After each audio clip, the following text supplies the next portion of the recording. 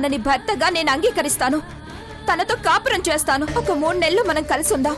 3 నెలల తర్వాత కూడా మీరు నన్ను భార్యగా ఒప్పుకోకపోతే నేనే తప్పుకుంటాను. ప్రెసిడెంట్ గారు, ఆ అమ్మాయి చెప్పిన పరిష్కారానికి నేను ఒప్పుకుంటున్నాను.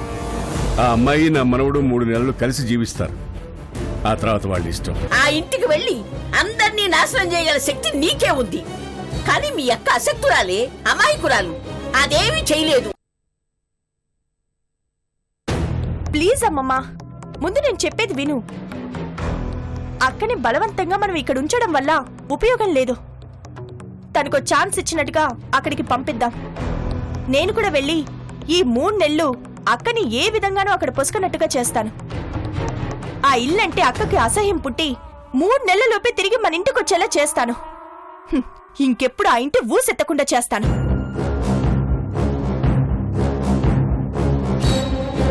ఇలా చేస్తే అక్కకు అవకాశం ఇచ్చి ఆమె ఇష్టాన్ని గౌరవించిన వాళ్ళం అవుతాం. అంతేకాదు, నేనక్కడికి వెళ్లడం వల్ల ఆ ఇంట్లోని బలహీనతలు కూడా మనకి తెలుస్తాయి. 2 విధాలా మనకి లాభం.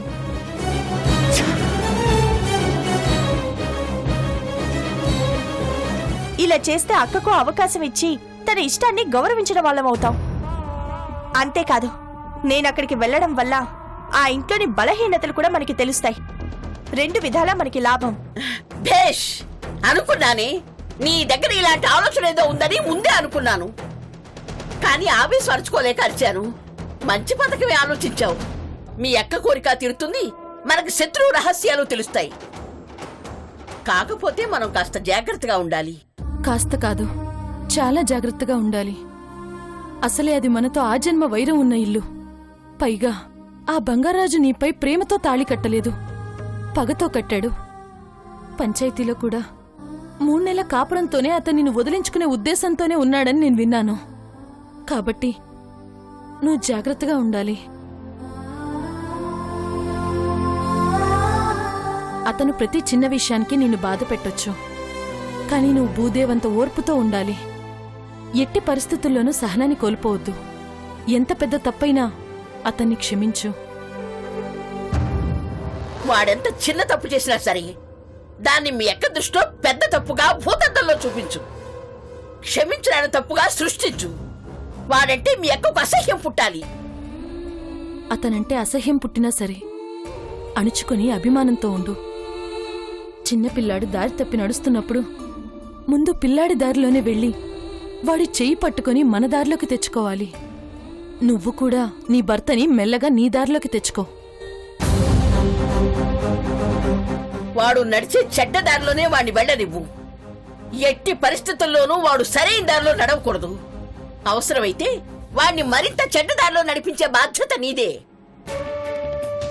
నీ కాపురాన్ని నిలబెట్టుకునే బాధ్యత నీదే.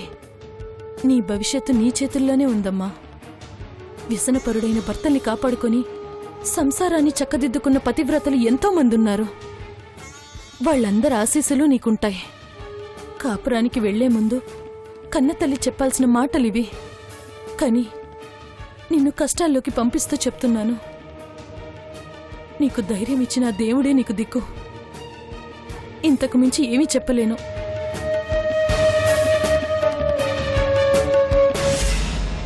అవసరం లేదమ్మమ్మా.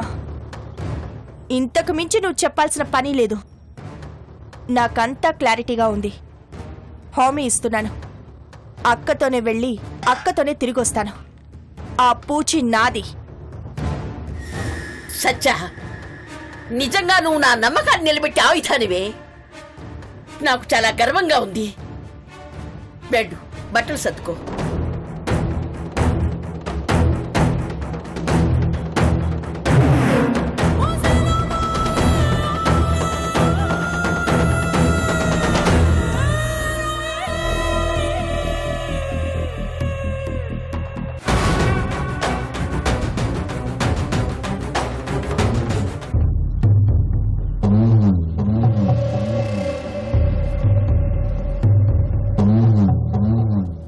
ఉంటే ఆ అమ్మాయి వీడితో 3 నెలలు ఉంటుంది, లేదంటే వీడు 10 ఏళ్లు జైల్లో ఉంటాడు.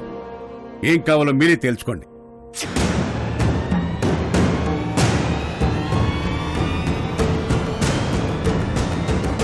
అమ్మా అమ్మా, ఏమిటి నిన్న అది మరి బంగారు బావ సౌమ్య కలిసి 3 నెలలు ఒకే ఇంట్లో ఉంటున్నారట కదా అలా నేను మురారి బావ ఉండొచ్చా?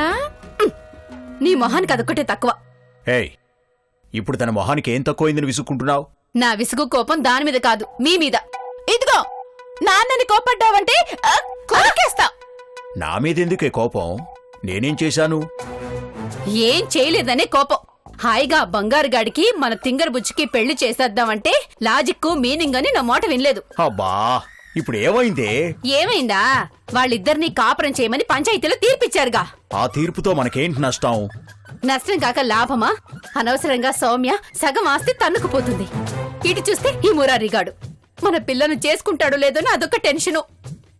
కర్మగాలు వాడు చేసుకోకపోతే మన చేతికి చిప్పే. చెప్పంటే ఏంటి నాన్న? మీ అమ్మ మట్టి బుర్ర. నాది మట్టి బుర్రా? బంకమట్ట నాన్న. బాగా చెప్పావమ్మా. తండ్రి కూతురికి నేనంటే ఆటలుగా ఉందా? ఏయ్, ఎందుకే అనవసరంగా హైరాణ పడతావు? చేతులు కాలక ముందే ఆకులు పట్టుకునుంటే బాగుండేది అని అంటున్నాను. ఆకులు కాలాక చేతులు పట్టుకుంటే బాగుండదా అమ్మా? ఒసేయ్, నిన్ను గొంతు పిసికి చంపేస్తానే. మా డాడీ ఉన్నాడుగా, నువ్వు నన్ను చంపలేవు. కూల్ రాగిని, నువ్వు భయపడేది ఏమీ జరగదు. వయసులో ఉన్నవాళ్లు ఒకే ఇంట్లో 3 నెలలు కలిసి ఉంటే ఏమి జరగకుండా ఎలా ఉంటుంది? వాళ్ళిద్దరూ 3 సంవత్సరాలున్నా ఏమీ జరగదు. ఎందుకంటే మన బంగారాజు గాడికి ఆ పిల్ల పట్ల ఎలాంటి ఫీలింగు లేదు. ఆ పిల్లకుందిగా, వీడు తన మొగుడనే ఫీలింగు. ఉంటే మాత్రం మనోడు ఒంటిపై చెయ్యి వేయనిస్తాడా? తాగుబోతేతవా ఏమైనా చేస్తాడు. తప్పే. ఏ మాట కామాటే చెప్పుకోవాలి. నీ మేనలుడు తాగుబోతే గాని తాడు కట్టి దానిమీద నడవమంటే తూచా తప్పకుండా పాటించేవాడు. అంటే ఆ పిల్లని తన దరిదాపుల్లో కూడా రానివ్వడు. పోలీస్ స్టేషన్కి పంచాయతీకి పిలిచి కొరడాతో కొట్టి అవమానించిన దాంతో కాపురం ఎలా చేస్తాడు? చచ్చినా చేయడు. కాబట్టి మన ఆస్తి ఏటూ పోదు. అంతేనంటారా? నాన్న చెప్తే అంతే మమ్మీ.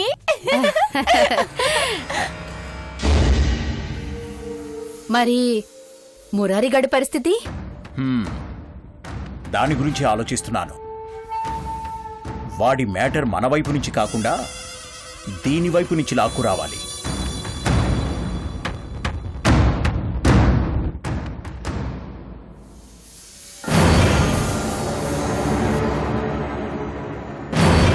దానికి ఏదో ఒక మంచి ప్లాన్ కావాలి.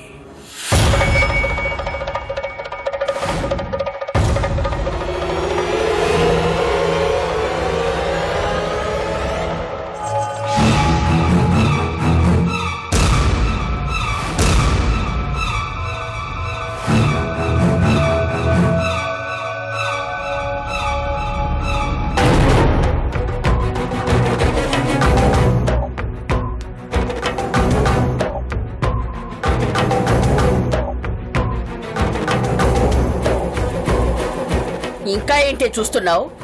మీ అమ్మ కోసమా? నిన్ను శాస్త్రోక్తంగా చీరే సారే పెట్టి అత్తారింటికి పంపించడం లేదని అలిగి దేవుడితో మొరపెట్టుకోవడానికి గుడికి వెళ్ళింది. వచ్చేసరికి ఏ టైం అవుతుందో తెలీదు.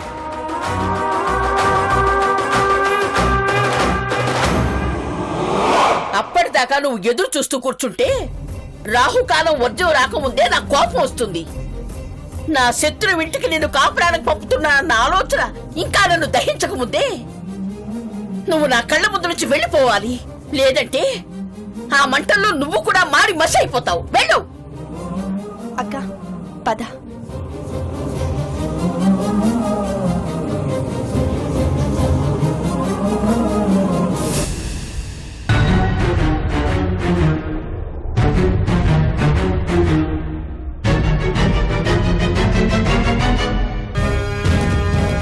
వెళ్ళొస్తామమ్మమ్మ. కాపురానికి వెళ్ళబోయేది నా కాళ్ళకి దండం పెట్టడం మర్చిపోయింది. పర్వాలేదు, దాని కాపురం కోర్చడానికి వెళుతున్నా నువ్వు పెట్టావు. నా ఆశీర్వాదం కావలసింది కూడా నీకే. నాకు హామీ ఇచ్చినట్టుగా మీ అక్కతో వెళ్ళి అక్కతోనే తిరిగి రావాలి. తేడా వస్తే తప్పు నీదవదు, నిన్ను తయారు చేసిన నాదవుతుంది. గుర్తుపెట్టుకో. అలాగే అమ్మమ్మ.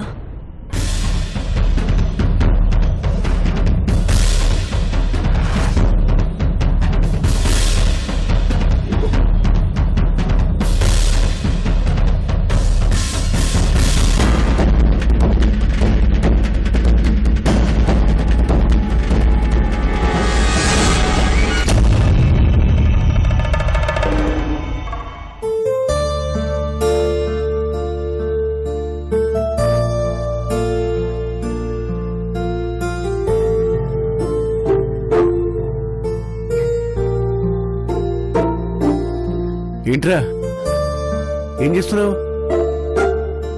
హైదరాబాద్ వెళ్తున్నాను. అదేంటి అప్పుడు వెళ్ళమంటే వెళ్ళనున్నావు, ఇప్పుడు ఎందుకు వెళ్తున్నావు?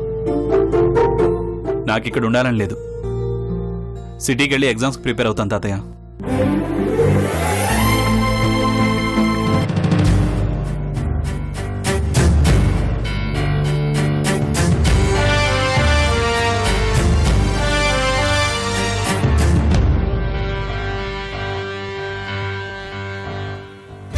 అవునా? అయితే వెళ్ళు వెళ్ళు. డబ్బులు ఏమైనా కావాలా? తాతయ్య హాయ్, ఒక్క నిమిషం. హాయ్. పరీక్షలు అయ్యాక కూడా నాకు పై చదువులకు ఫారెన్ పంపిస్తాను. తాతయ్య వస్తున్నాను, ఉండవయ్యా. ఎక్కడికి వెళ్తావు? అమెరికానా, ఇంగ్లాండా? తాతయ్య మీరు ఒకసారి నాతో రండి. ఉండు, ఒక్క మాట్లాడుస్తా. నిమిషం. రండి తాతయ్య. ఊరు వెళ్తున్నాడు. ఒక్కసారి రండి.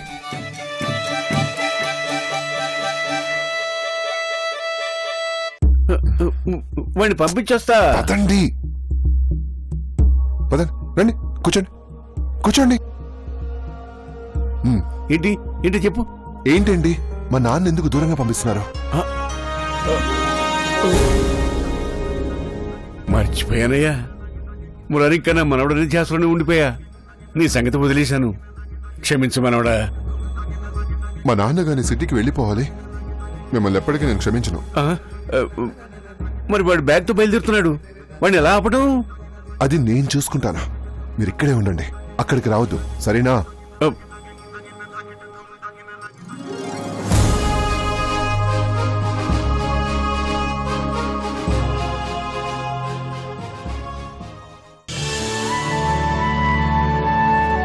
ఏంటి ఫ్రెండ్ బ్యాగ్ సర్దుతున్నావు? ఎక్కడికి ప్రయాణం? హైదరాబాద్ వెళ్తున్నాను. అవునా? మ్. అయితే నేను వస్తాను. మళ్ళీ నైట్ కింద రిటర్న్ అయిపోతాం కదా. నైట్కి కాదు, ఎగ్జామ్స్ అయ్యేదాకా రాను. ఆ తర్వాత కూడా రానవసరం లేదని తాతయ్య చెప్పారు. Super friend. అంటే పర్మనెంట్ గా ఈ పల్లెటూరుతో తెగదెంపులు చేసేసుకుంటున్నారనమాట. బాగుంది ఫ్రెండ్, చాలా బాగుంది. ఊరి గొడవ ఇంటి గొడవ వదిలేసి వేరే దేశానికి వెళ్ళి ఎంజాయ్ చేస్తాం అనమాట. ఎక్సలెంట్.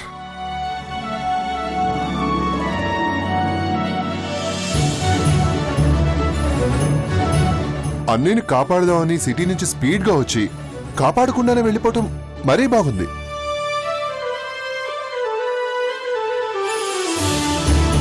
అన్నయ్యని అగ్ని పరీక్షకు వదిలేసేసి మీరు పరీక్షలు రాయడానికి వెళ్ళడం ఇంకా బాగుంది. ఏమంటున్నావు ఫ్రెండ్? Nothing friend. అయినా ఇక్కడ ఏం జరిగినా నీకు అనవసరం కదా. మీ అన్నయ్యని ఆ నాగమ్మ మనోరాల్ని ఒకే ఇంట్లో కలిసి ఉండమని చెప్పారు, ఉంటారు. అరే ఈ 3 నెలల్లో ఏం జరిగినా మీకు అనవసరం కదా. ఆ సౌమ్య మీ అన్నయ్యని కొంగు కట్టేసుకున్నా లేక కొంగుతో ఊరేసి చంపినా మీకు అవసరం లేదు. ఎందుకు లేదు? నేను అలా జరగనివ్వను. జరగనివ్వరా? ఎలా? ఎక్కడో ఉన్న మీరు ఇక్కడ జరిగేదాన్ని ఎలా ఆపుతారు ఫ్రెండ్? మీ అన్నయ్యని కాపాడుకోవాలనుకుంటే మీరు కూడా అన్న పక్కనే ఉండాలి కదా.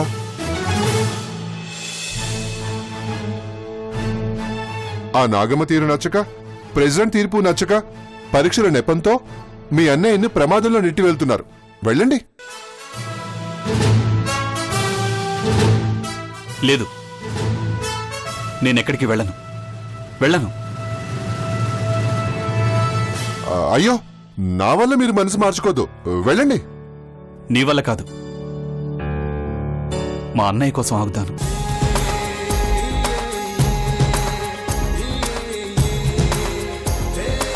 షూరా? పక్కానా? ఈ 3 నెలలు మీ అన్నయ్యకి తోడుగా మీరుంటారా? ఉంటాను.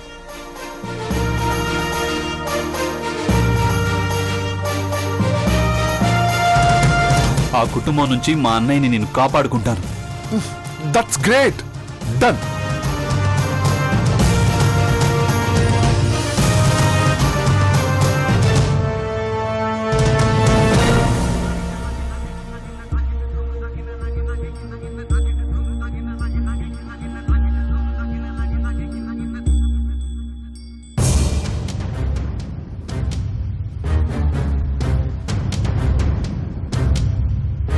అత్తారింటికి పంపే ఆడపిల్లకి శుద్ధులు చెప్పినట్టు వాడికి నీతులు ఎలా చెప్తుందో చూడండి. అది నెరజానరా. దాని దగ్గర నువ్వు చాలా జాగ్రత్తగా ఉండాలి. వేరు వేరు ఇళ్లలో ఉన్నప్పుడే నిన్నింత హింస పెట్టింది. ఇప్పుడు ఒకే ఇంట్లో ఉండబోతున్నారు. ఎలా నెగ్గుకొస్తావో ఏమో. నాకేమి కాదే, చిరాకొస్తే తన చీరతో తన్నే ఊరేసి చంపేసేస్తాను. మా బంగారే. మరి నేను బయలుదేరనా? తాతయ్య గారికి చెప్పి వెళ్ళరా. బంగారాజు గడు ఏమైనా అత్తారింటికి వెళ్తున్నాడా అక్కయ్య గారు? ఆ రాక్షస్ దగ్గరికేగా. మంచి విషయం అయితే పెద్దానికి చెప్పాలి గాని. అంతే మావయ్య, ఎవరికి చెప్పాల్సిన అవసరం లేదు. రే బంగారాజు, ఆ నాగమ్మకు దాని మనవరాలికి బుద్ధొచ్చేలా చెయ్యి. మళ్ళీ ఏ జన్మలో నీ వంక కన్నెత్తి కూడా చూడకూడదు. అలాగే అత్త. బావా బావా, నేను కూడా నీతో వస్తాను. నువ్వెందుకే? బావకి తోడుగా వెళ్తాను. ఆగండి ఆగండి ఆగండి.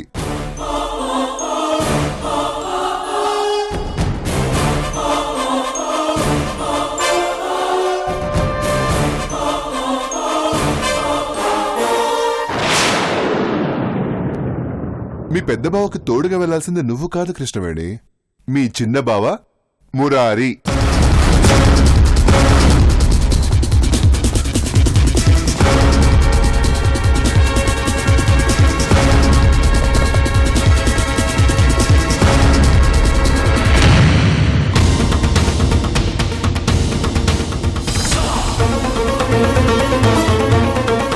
మళ్ళీ మురారి ఎందుకు అక్కడికి? ఎందుకైనా మంచిది కదా మాయా. ఈ గొడవలోకి మురారిని పంపడం అవసరమా మావయ్య గారు? బంగారాజుకు తోడుగా ఉంటాడులే బాబు, తప్పే ఉంది, వెళ్ళని. అది కాదు మావయ్య. అల్లుడు, నేను చెప్తున్నాను కదా. మీరు చెప్తే సరే మావయ్య. మురారి, అన్నయ్యకు తోడుగా వెళ్తున్నావు.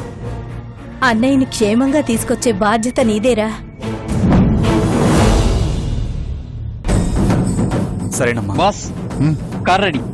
ఓకే, బయలుదేరదామా? పదండి.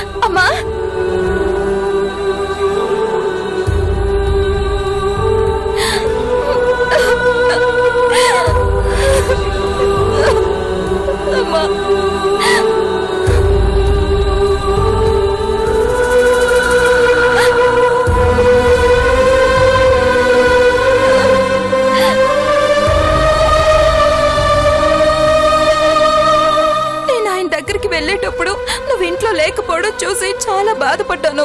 కానీ నాకు మంచి జరగాలని గుళ్ళో దేవుణ్ణి ప్రార్థించి ఇలా శుభప్రదంగా వస్తావని అనుకోలేదమ్మా.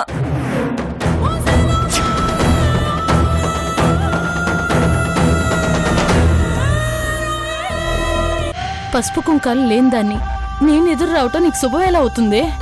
అయ్యో అలా అనకమ్మా, నువ్వు మా అమ్మవి. ఆ అమ్మ వారితో సమానం. నీ వల్ల నాకు మంచి జరుగుతుంది. ఏంటో ఆ మంచి? ఆ బంగారు రాజుగాడు నీపై మోజుపడి నిన్ను శాశ్వతంగా ఏలుకుంటాడనుకున్నావా? చిన్న పెద్ద లేకుండా ఏమిటి ఆ మాటలు? అక్క మెళ్ళలో తాళి కట్టినోడు నీకు బావవుతాడు. బావా? ఇలా వరుసలు కలిపామని తెలిస్తే అమ్మమ్మ మన నాలుకలు చీరేస్తుంది. ఆవిడికి నీకు జీవితం అంటే ఆటలైపోయింది. పగా ప్రతీకారం అంటూ ఆవేశపడుతున్నారే తప్ప కాస్త కూడా ఆలోచించట్లేదు. చూడు సత్య, నువ్వు మీ అమ్మమ్మ మాటే కాదు, ఈ అమ్మ మాట కూడా వినాలి. నువ్వు అక్కతో పాటు ఎందుకు వెళ్తున్నావో నేను ఊహించగలను. దయచేసి అక్క జీవితాన్ని చేజేతులా నాశనం చేయకు. అంటే అక్కడ వాడు ఉద్ధరిస్తాడనుకుంటున్నావా? అవన్నీ నీకు అనవసరం. దాని ప్రయత్నం ఏదో అది చేసుకుంటుంది. దానికి నువ్వు అడ్డుపడకు. పిచ్చమ్మా, ఇది ఎన్ని ప్రయత్నాలు చేసినా అక్కడున్నది మనిషి కాదు, మృగం. మామూలు మృగం కూడా కాదు, మదవెక్కిన మూర్ఖపు మృగం.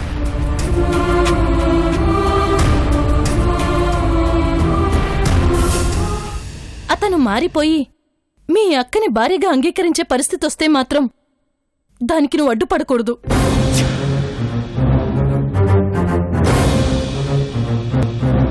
అలా అని నాకు మాట ఇవ్వు.